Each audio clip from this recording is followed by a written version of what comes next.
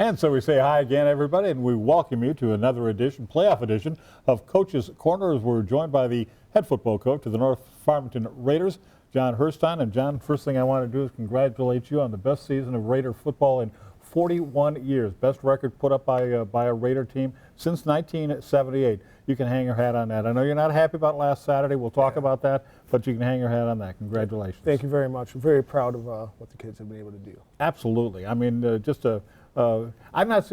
Did you think your team was going to be as good as it turned out to be? You know, I thought we had a lot of potential at the beginning of the year. I really did. I thought we had good talent and some really good players. But to see them kind of progress and learn and come together as a team throughout the season and even leading up to the season was pretty exciting. So. Was it worth the wait for you? 12 years as an assistant coach at Harrison, and you finally get the head job? I mean, yeah, absolutely. I mean, for a lot of years now with Coach Harrington, I felt like I've had a great impact as an assistant coach. So becoming the head coach was, just another progression. It's more about being able to coach with the guys and continue to work with them. We'll talk about your guys as the program continues here, but we got to look back at the loss to UofD Jesuit that ended your season in the first round of the playoffs. 34-21 was the final score in that one. I remember back to their first offensive snap. You got the kick, 3 and out, punted, and their first offensive snap, they hand the football off to number 4. I got his name right here, but at any rate, it looked to me like it's going to be a 3-yard gain. I mean, this is just sort of the mental process that you got when you're looking at a running play that's up the middle or just off tackle sort of deal. And then it's 5 yards, and then it's 10. It was like he's running in a pack. Nobody was able to bring him down. Great speed. You were able to haul him down at the 2-yard line, but the damage was done. Yeah, I mean, he definitely, a couple missed tackles in there and guys not fitting the right way. And obviously he's a pretty good player. I thought he'd had a good night for them.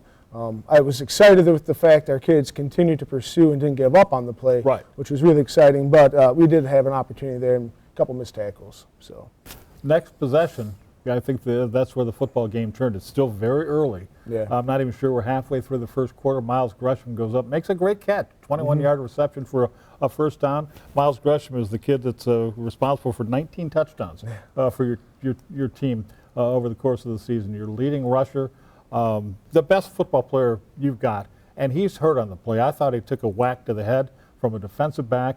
I wasn't sure if that was the case, or if he had hit his head hard on the turf when he came down, or a combination of the two. He held onto the ball remarkably enough, but he was injured and he had to leave the ball game. Wasn't able to come back. Yeah, we got good doctors on the sidelines that monitor those things, and the doctor said he couldn't come back in, and it was unfortunate because you're right. He's a big part of our offense, big part of our team, a big leader on the team. So definitely hurt missing him from a lot of different angles. No coach is going to say, it's always with coaches, and I've been covering coaches for a long time, and they always say, next man up. Yeah. Right? And I understand that, and I understand that's the attitude you have to have, and you're never going to blame a loss on a player being injured.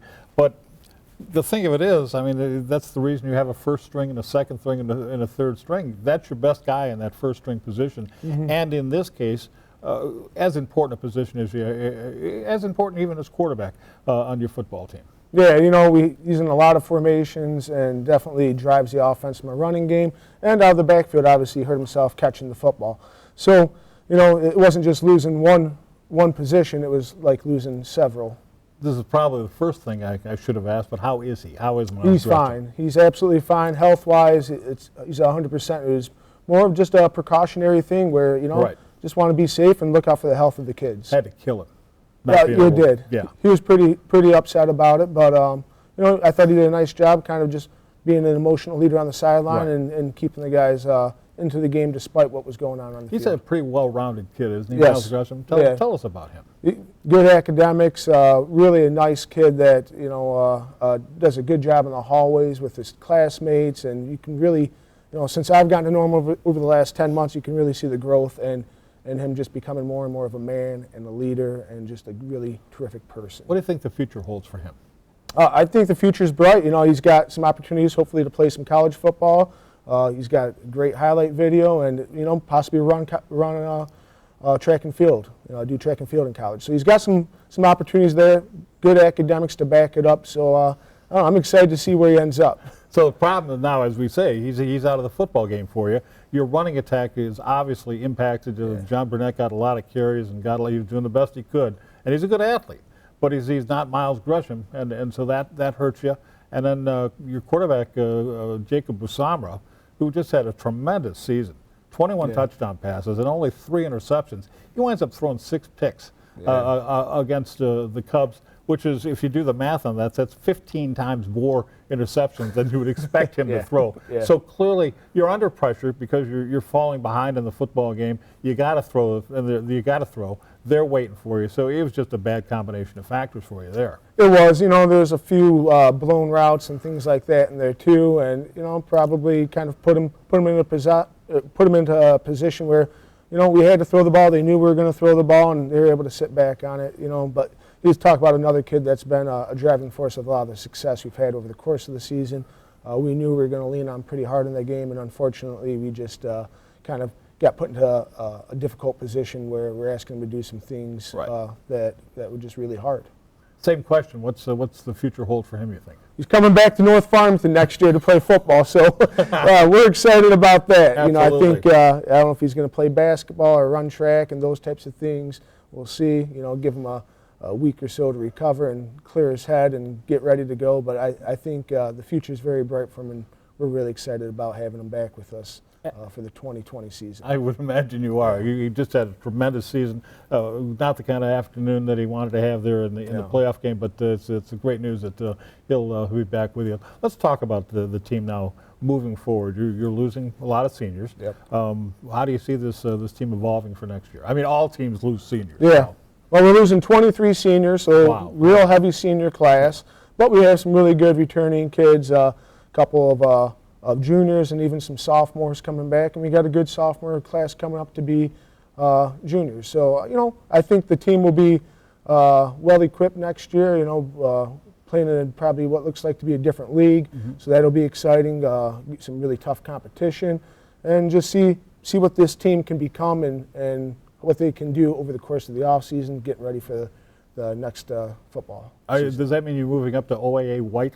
We don't know yet for sure, but it kind of sounds that way, all the preliminary things. I think they come out with the new schedule here soon enough, but I know that's one of the things in discussion. So for people who don't know, and I would include myself in that number, it's almost like relegation in European soccer football, that sort of thing, that sort of thing. A little bit, they try to match you up by enrollment, performance, and all those types of things. And we welcome any challenge. So whether we're in that league or the other league, we're going to try to make sure we get some good competition to really test our kids and get them ready for the next year. What are you going to remember most about your first year on the sidelines at North Farmington? I mean, quite a bit. I thought it was a really awesome season. Getting a chance to talk to me, right? Yeah, getting a chance to talk to you, Rich. But definitely the way the seniors bought in, I thought they were a really big driving force in the whole transition.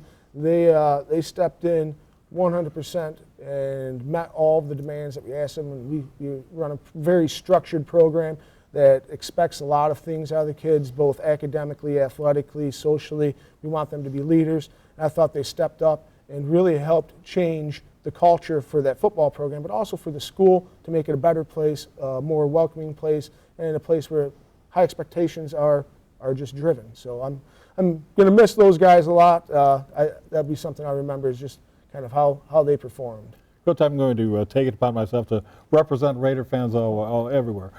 Thanks so much for, Thank you. for a great year. Yeah, my pleasure. Absolutely. My pleasure. It was no so doubt. much fun to watch you guys. Yeah.